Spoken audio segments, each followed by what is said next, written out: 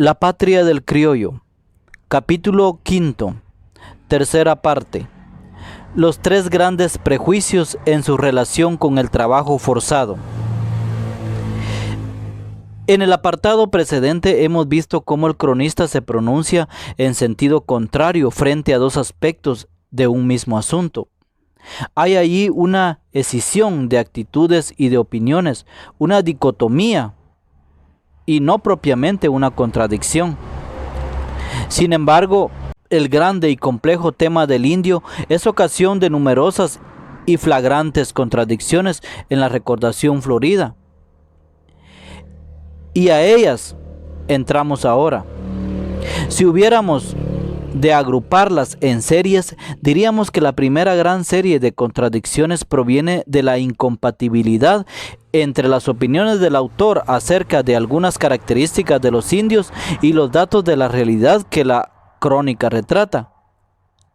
Estas asombrosas incompatibilidades, que algunas veces ocurren con solo 2 o 3 páginas de por medio, obedecen siempre a prejuicios de clase propios del cronista, de manera que no son meros descuidos, sino ofuscaciones llenas de significado histórico. Así, por ejemplo, en el notable capítulo en que describe los fértiles valles que rodeaban a la ciudad de Guatemala, nos dice que son los indios paisanos de estos valles descansadamente ricos, y jamás por su actividad y laboriosa frecuencia necesitados.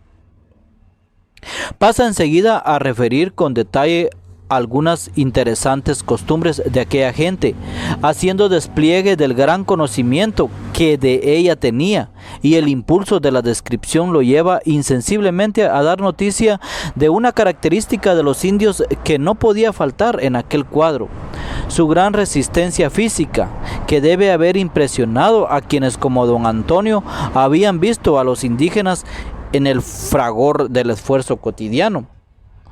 Anota entonces los siguientes datos que aparecen apenas 2 páginas adelante de la referencia a los indios descansadamente ricos, y que aluden a ellos mismos sin solución de continuidad. Leamos.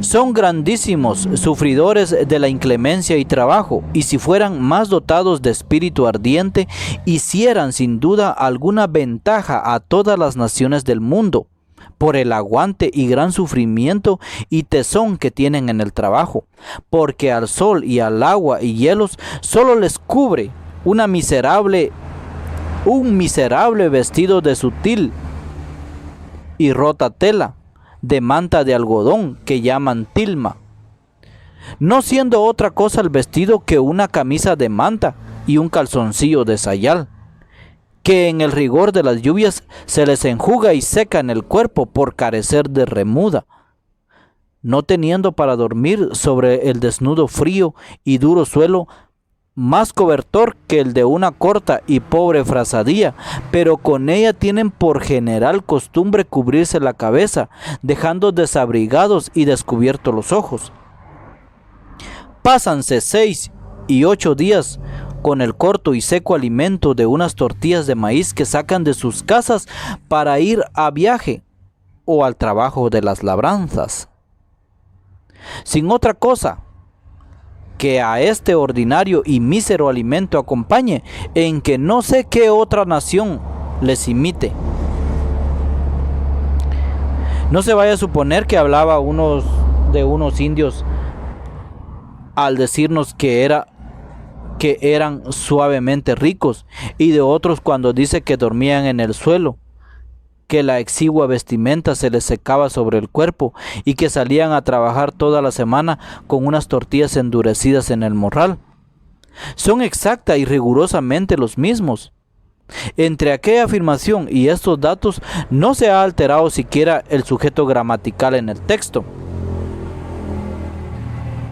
Ocurre simplemente que nos hallamos entre uno de esos trozos de la obra, uno de los más palmarios, es cierto, escogido de intento para ejemplificar en que el criollo expresa con naturalidad sus prejuicios para contradecirlos después sin percatarse de ello, al describir la realidad sin prevenciones.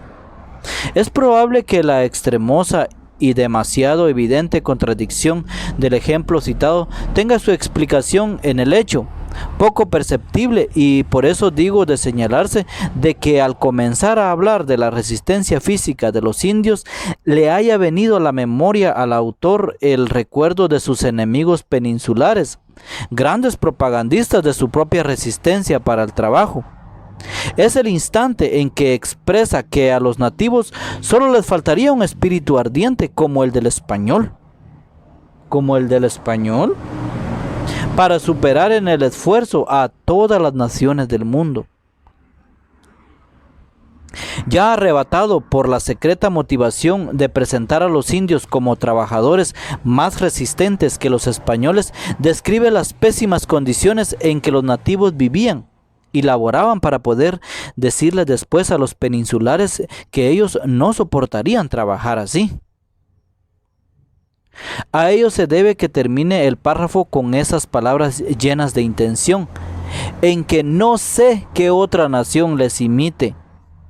Y a ello se debe también que no se haya percatado de la contradicción existente entre estos últimos elementos y la aseveración inicial sobre la riqueza de los indígenas, la cual aseveración estaba ya muy lejos de su pensamiento y aunque haya quedado tan cerca en el texto.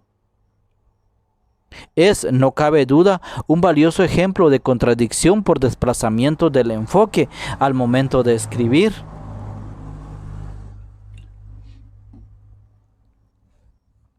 La fiel presentación de la realidad, actuando la motivación ya señalada, trae al relato unos indios en cueros y que casi no comen. ¿De dónde salió la descansada riqueza que a esos mismos indios se les atribuye 2 páginas atrás? Conviene saber, ante todo, que la región aludida en el capítulo no era poca cosa. La formaban 9 valles amplios y fértiles, servidos por la población trabajadora de 77 pueblos de indios. Se les daba al conjunto el nombre común de valles o Valle de Guatemala por varias razones. Primera, que sobre todos ellos tenían jurisdicción como corregidores los alcaldes ordinarios de la ciudad de Guatemala. Segunda, que casi la totalidad de las labores y haciendas de esa región eran propiedad de personas y familias que habitaban en la ciudad. Tercera, que sus numerosos pueblos no solamente proveían de manos a las labores y haciendas, sino que también surtían de alimentos a otros bienes indispensables y otros bienes indispensables a la ciudad: leña, carbón, zacate y muchos artículos más. Era su despensa y su granero. Se integraba el conjunto con el valle propiamente de Guatemala, rodeando la ciudad, y los de Chimaltenango, Jilotepeque, Canales, Zacatepeques, Mixco, Mesas de Petapa, Las Vacas y Alotenango. Los indios de esa importante zona eran tenidos por más prósperos y menos maltratados que todos los del resto del reino, y a ello se debe en qué parte que el cronista se permita hablar de su riqueza. Eran descansadamente ricos si se los comparaba con los de otras regiones. Sin embargo, conociendo un poco la vida de don Antonio de Fuentes y otro poco lo que el valle significaba para él, se llega a comprender muy bien cuáles fueron los móviles profundos que lo llevaron a afirmar tan sin cuidado que aquella población de descamisados que dormían en el suelo eran una población no menesterosa. Y vale la pena detenerse un momento a ver este asunto, porque el creer que los indios viven bien en la pobreza, el querer convencerse y convencer a los demás de que son ricos en la desgracia, es uno de los más viejos y arraigados prejuicios del criollismo.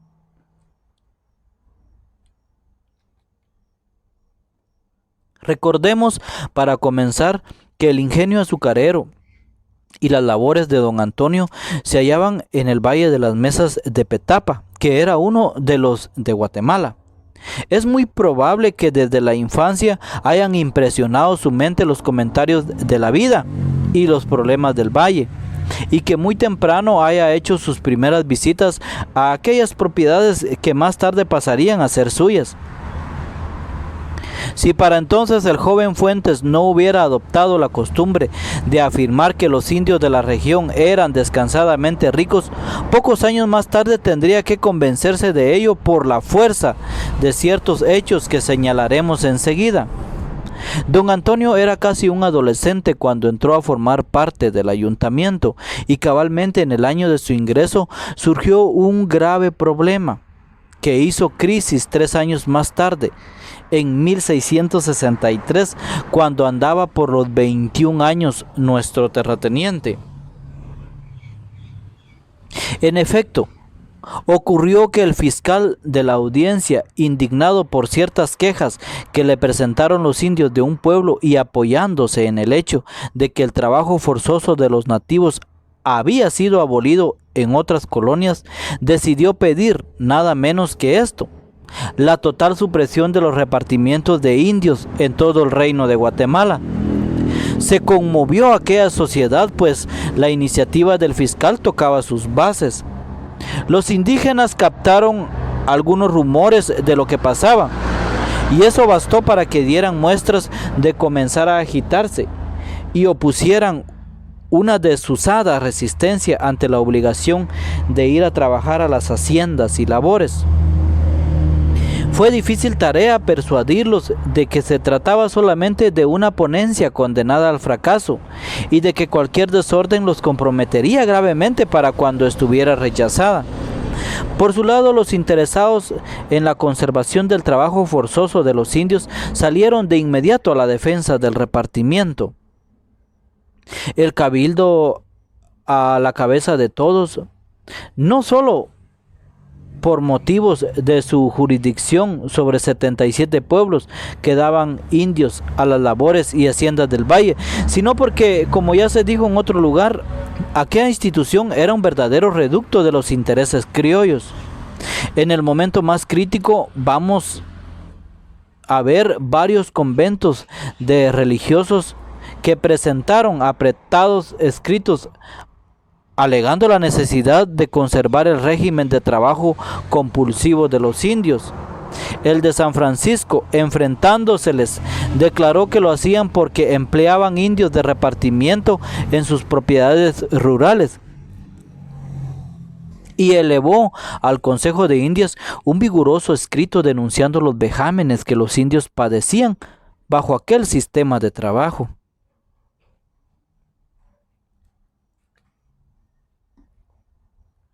El cabildo nombró una comisión de 4 individuos de su seno para hacerle frente a las veleidades del fiscal. Estaba integrada por un alcalde, el síndico y 2 regidores. Uno de los regidores, seguramente el integrante más joven de la comisión, era don Francisco Antonio de Fuentes y Guzmán. No es posible saber qué participación tuvo el noble concejal en la preparación de los escritos, llenos de una habilidosa combinación de verdades y mentiras, que presentó la comisión en aquel litigio. Pero una cosa es cierta e indudable: los argumentos y los trucos fundamentales empleados para justificar y defender el trabajo obligatorio de los indios tiene que haber quedado definitivamente asimilados a la mentalidad del joven criollo en aquellos años. La petición del fiscal fracasó en el Consejo de Indias. El repartimiento no fue abolido, pero los grupos sociales que gravitaban sobre el trabajo compulsivo de los nativos sintieron que el suelo se les había abierto debajo de los pies, y los prejuicios criollistas relacionados con el trabajo del indio, tras ser esgrimidos y perfeccionados en las contingencias del pleito, salieron fortalecidos, templados en la prueba de aquel trance, y más decididamente consagrados como verdades que había que repetir y propagar en todo momento y con cualquier pretexto. Un prejuicio de clase, tal como aquí se entiende y se usa dicho concepto, es una aseveración de uso generalizado y constante entre los individuos de una clase social, la cual aseveración falsea la realidad en sentido favorable a los intereses económicos de dicha clase. Ella misma ha elaborado sus prejuicios en el proceso histórico de la lucha con otros grupos sociales y llega a convencerse de que son verdades indiscutibles y a ser capaz e incapaz de captar racionalmente las falacias que encierran. Tres son los prejuicios que con energía, insistencia y maña se repiten a lo largo de todos los escritos elaborados por los grupos terratenientes en el conflicto de 1663. Uno es afirmar que los indios son haraganes, que no trabajan si no se les obliga.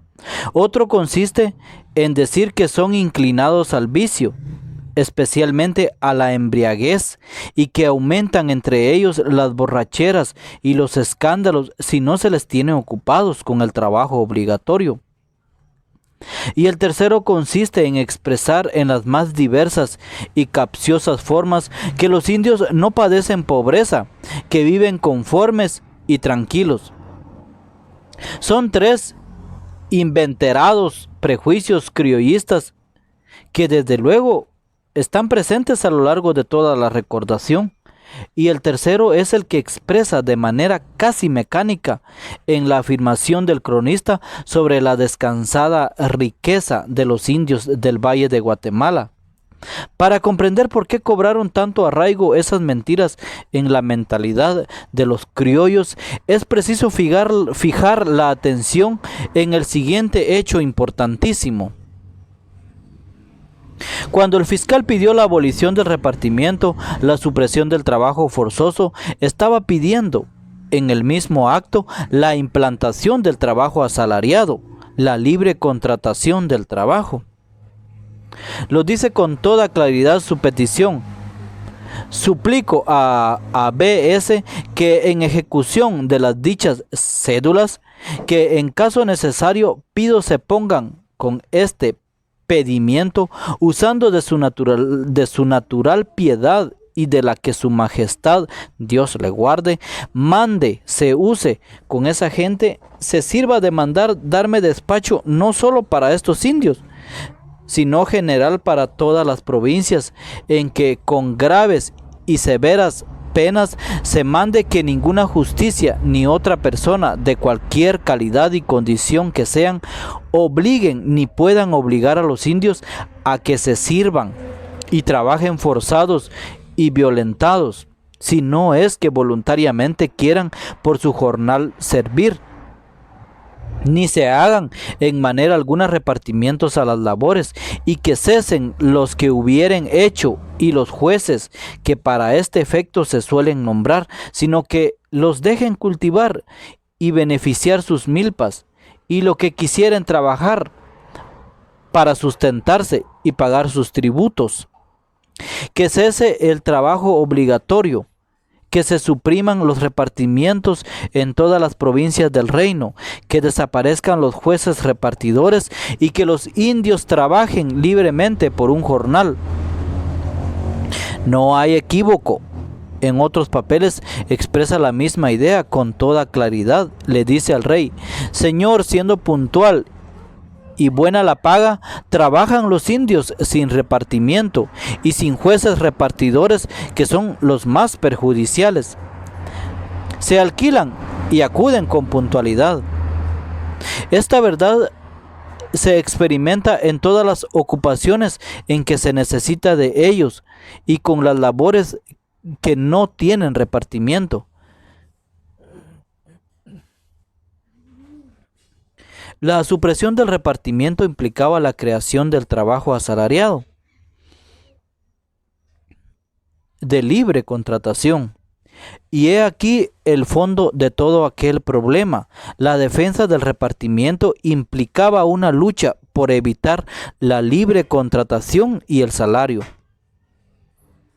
Aunque una cosa implicaba la otra, los criollos hicieron prodigios para que solo se viera una cara del problema.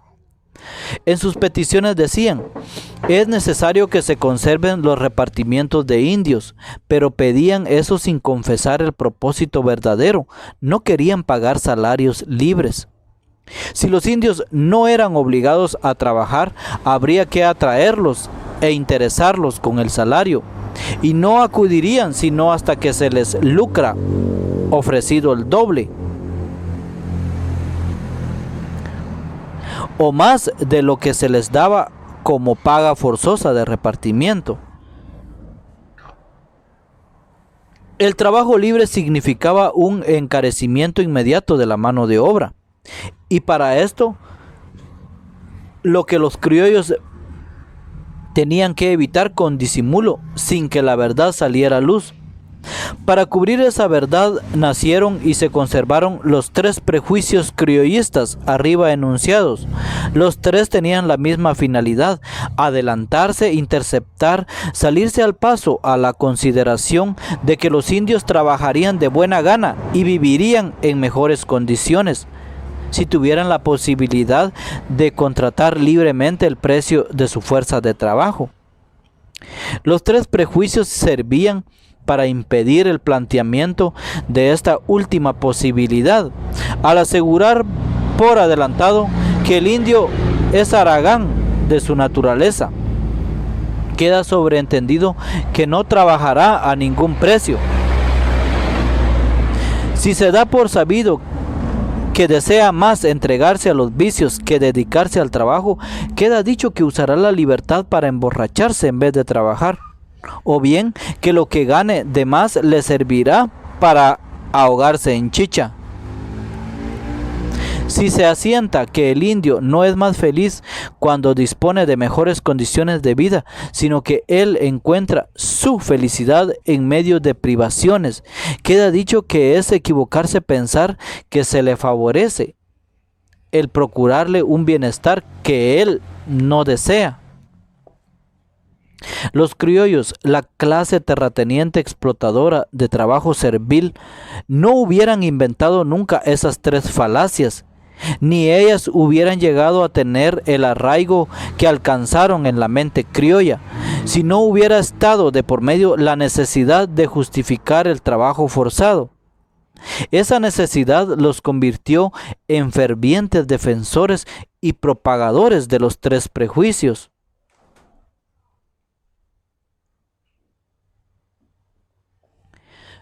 No tiene nada de extraño, pues, que están presentes en la gran crónica criolla. 30 años antes de concebir la idea de escribirla, su autor se había visto enrolado en una de aquellas críticas situaciones en las cuales, para sacar adelante los intereses de la clase criolla, había que convencerse ciegamente de la verdad de las 3 falacias y esgrimirlas con el mayor cuidado. En el más extenso e importante de todos los escritos que elaboró la comisión El Cabildo en 1663, se hacen verdaderos prodigios de convencimiento mañoso a base de los prejuicios citados, y se elude en esa forma de manera absoluta la mención del aumento de paga o el salario libre como posible solución del problema.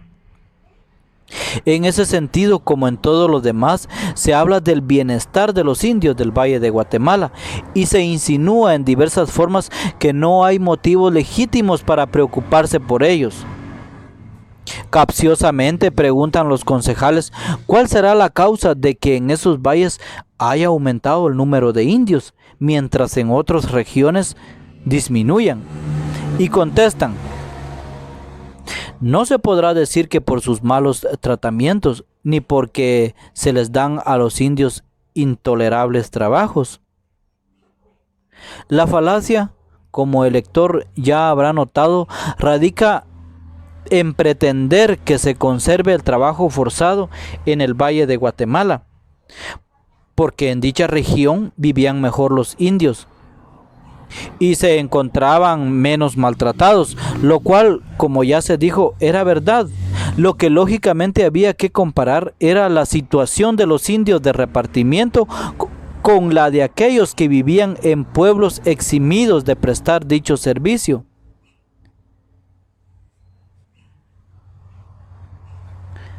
Que desde luego lo sabía, pero claro está que el ayuntamiento no podía hacer tal comparación sin traicionarse. La hicieron los impugnadores del repartimiento, partidarios del fiscal de la audiencia, demostrando las ventajas de que gozaban los indios de los pueblos libres de aquella obligación. A ello vamos a referirnos cuando nuestro asunto sea propiamente la organización del repartimiento de indios, tema fundamental al que vamos acercándonos. En este momento estamos señalando las motivaciones económicas de los grandes prejuicios criollos acerca del indio. Sabemos ahora de dónde salió la descansada riqueza que el cronista le asignó a los indígenas del Valle de Guatemala. Es fruto del proceso histórico en que se incubaron los tres prejuicios comentados y expresión inercial de uno de ellos por parte de un hombre que, como hemos visto, tenían motivos para estar profundamente convencido de que los indios eran ricos en la pobreza. 2 páginas más adelante, la realidad refuta el prejuicio sin que el autor se dé cuenta. Los prejuicios de clase son así. Llegan a convertirse en mecanismos reiterativos, inconscientes, ciegos, insensibilizadores respecto de aquella realidad que los refuta, ya que precisamente la razón de ser del prejuicio es la deformación de esa realidad en función de fuerzas mucho más poderosas que la lógica. Hemos tenido que referir algunos hechos y presentar situaciones concretas para explicar el fondo de los prejuicios sobre la haraganería, la proclividad viciosa y la pretendida conformidad de los indios. Los más sutiles detalles de la ideología de una clase social son a veces producto de procesos muy complejos. Por lo demás, las referencias al conflicto de 1663, aparte de su valor como elementos de las explicaciones que anteceden, ilustran temas tocados en otras secciones de este libro.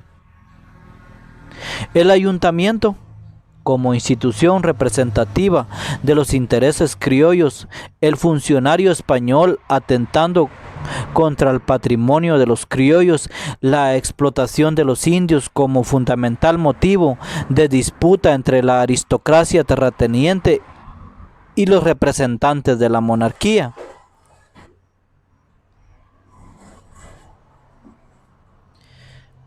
Debe observarse que la mención de tales asuntos en la explicación de los prejuicios criollos no es meramente casual. Pone de manifiesto que cualquier ahondamiento en la vida colonial llegado a cierto nivel sugiere el gran triángulo invertido, cuyos ángulos superiores son la clase criolla y la burocracia imperial, cuyas líneas representan las tensiones fundamentales de aquella dinámica social, y cuyo vértice, tocando la tierra y sosteniendo la figura como un punto de apoyo, es el indio.